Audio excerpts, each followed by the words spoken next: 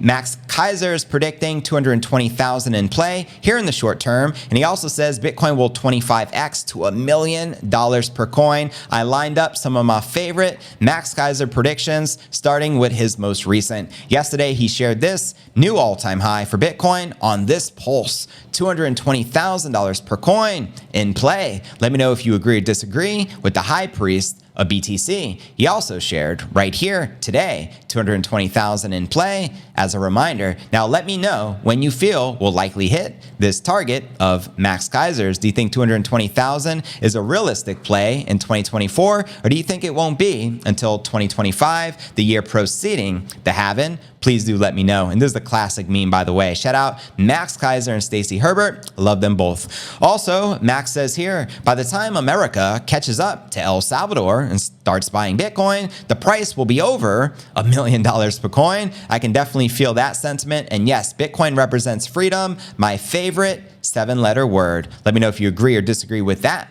He also says by 2030, the market cap of Volcano Energy and the GDP of El Salvador will both reach $50 billion as we expand geothermal mining, and then the price of Bitcoin skyrockets to $1 million per coin. It is a mathematical certainty. Amen. And you can see this post got over 36,000 views, which is what's up. Now, also right now, they're using clean energy to mine Bitcoin in El Salvador, but Max did tell me that the geothermal is going to take a few years to develop before they're using it, and they're using the free energy from the earth to mine the BTC. This is a pretty big deal because the volcanoes will power the Bitcoin mining. Now, how many freaking volcanoes are there in like Central and South America? There's a ton. In fact, there's volcanoes all around the world. So how many other countries are going to be able to do the same thing, especially with the blueprint of this technology? Now, right now, they're using like wind and solar and other methods of free energy. Another prediction, the bargaining phase will be their central bank digital currency stage. And this was actually shared back in October of 2021.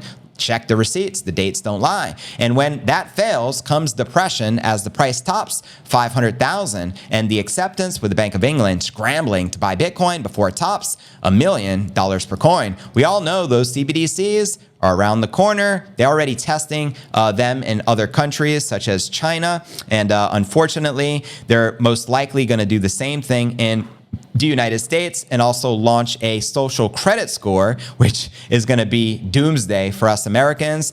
We can say goodbye to freedom of speech, but with Bitcoin, it protects us. Bitcoin is the escape valve, and it's also the antidote to the CBDC. So without Bitcoin, we're doomed. But with Bitcoin, there's hope, and I truly believe that. Bitcoin is God hacking humanity. That's one of my favorite quotes from the high priest. He also says, all fiat money and gold eventually goes to effectively zero against Bitcoin because it's demonetizing gold. The same way gold demonetized silver, Bitcoin will be demonetizing gold. And we've even heard the Winklevoss twins make the case for a $500,000 Bitcoin.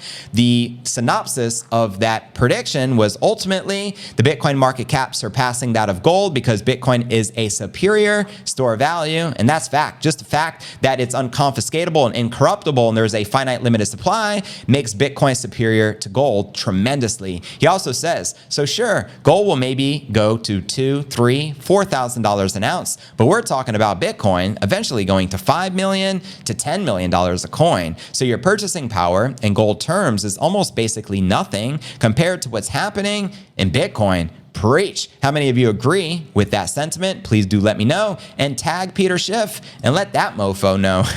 Also, he shares here, the total addressable market for Bitcoin would be $400 trillion. That's the total sum of the global financialized world. Bitcoin will eat that essentially. So we're going to be a lot higher in the pricing from 1 million to 2 million per BTC. This is actually a throwback he shared a while back as well. I believe this was via the Keiser report. He also says, just in time for Bitcoin's next leg up, getting rid of naked short selling means the big boys like BlackRock, etc., won't have their primary means of manipulating the price down. That's right. This will also benefit gold and silver, but Bitcoin will 20 to 50x them, which ultimately means for every dollar gold climbs, Bitcoin will go up 20 to 50x and will continue to do so, hence making Bitcoin the no-brainer asset solution. You should be parking your cash in. I mean, what's the alternative? You park it in the bank, it's a melting ice cube. The alternative, gold, no thank you. It's heavily manipulated. And then what do you got? Junk bonds? Trash. No thank you. Put it in Bitcoin, fam. fam. He also says Bitcoin is designed to be attacked. When the EU says we need to attack the price of Bitcoin, that's music to Bitcoiner ears, because all attacks mean a greater hash rate and greater security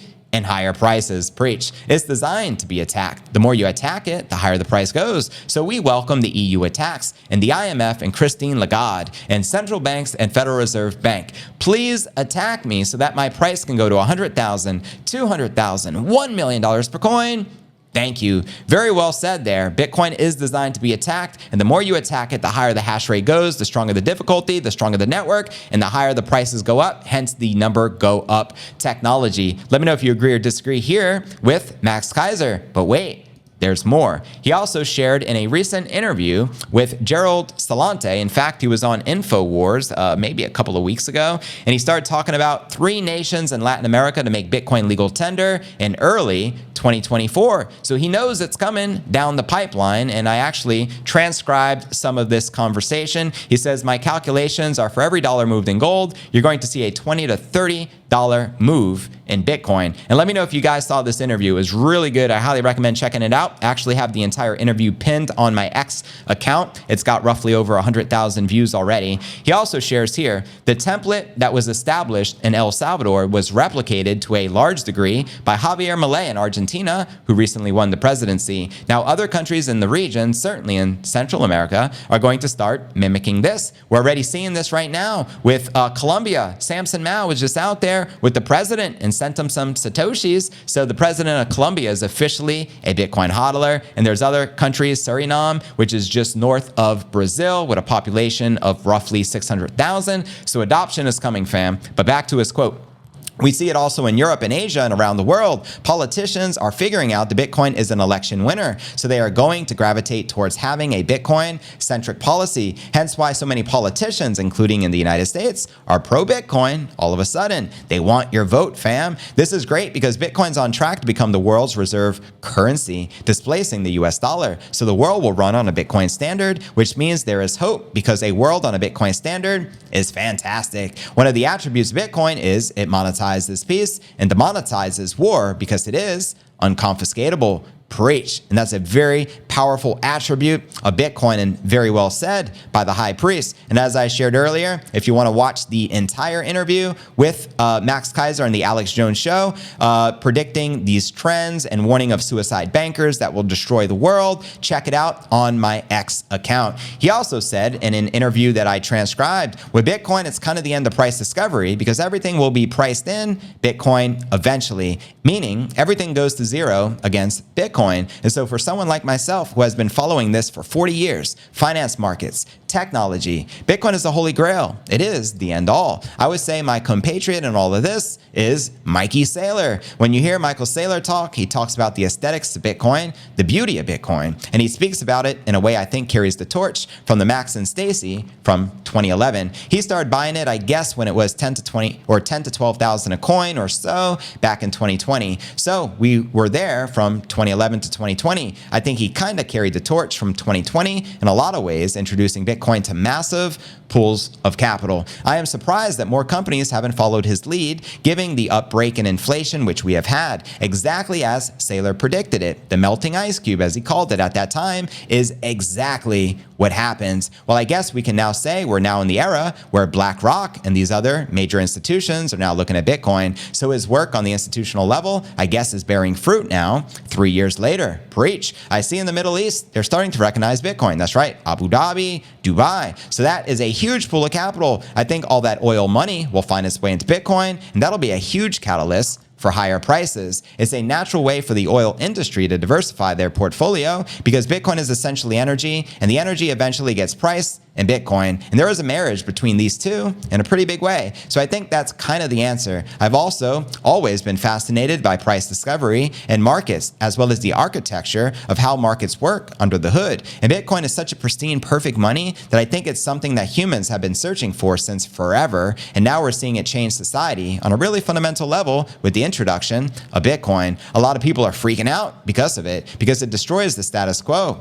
Preach. And a lot of people have been waiting for it to come along and have the faith that humanity can be saved. It's right. I mean, it's like God answering our prayers, for Christ's sake. They see Bitcoin in those terms. So you have this split going on, which is very exciting. It just continues on. And now how can you not be interested in it? I think the people who were in it earlier and walked away just never got it from the beginning. Once it's categorized as an asset class, which is incoming with the ETF approval of the spot, fam, we have nothing to do except position ourselves in the asset class. Either we are going to have a small position or a big position, but we cannot ignore it. We cannot not have a Bitcoin position. So even just 1% of that multi-hundred trillion dollar funds available moves the needle on Bitcoin, moving it up considerably. And if we get into that 5 to 10% range, referring to the allocation from the major asset managers, then you start to really see it raise ahead to the 7-figure type predictions that people have been making, including myself, because Bitcoin is an asset class. Tell them. And on the flip side, we have what we saw in the gold market, which is the ability to control price discovery. Manipulating the prices is real through derivative markets. And so the price of gold has been lagging inflation for 20 freaking years because the governments around the world don't like gold making their fiat money look bad. Facts. Just common sense, right? They make it easy for huge funds to manipulate the price of gold, referring to JP Morgan Chase CEO Jamie Dimon, and to scalp it to continuously skim profits off of gold, which is what they do almost every day. You can watch it and see it. It's pretty clear. And they are very good at keeping the price in gold of silver down. There's something like for every ounce of silver, there's probably 50 ounces worth of derivatives floating in various exchanges around the world that are used to keep the price of silver down because governments don't want gold to race ahead to draw capital out of their fiat money scam and into gold. Precisely. If gold was hypothetically 10,000 an ounce, everyone would take their fiat trash out of the bank and put it in gold. And obviously they don't want that. With Bitcoin, we have the ability to pull our private keys, preach, which is not really available with gold. Technically, people can take delivery of gold on these exchanges, but there has never been an organized attempt to do so. We tried to do it a few years ago with Crash JP Morgan, buy gold and silver, because after the 2008 financial crisis, when JP Morgan ended up buying Bear Stearns effectively for nothing, they inherited this huge multi-million short position that Bear Stearns was managing at the behest of presumably the government. The government likes to stay involved. And so I did some calculations and it became clear that if this short position was not covered and the price of silver got to $60 to $70 an ounce, it bankrupt JP Morgan. So we started this Crash JP Morgan buy silver campaign and we got the price of silver from $15 up to $50.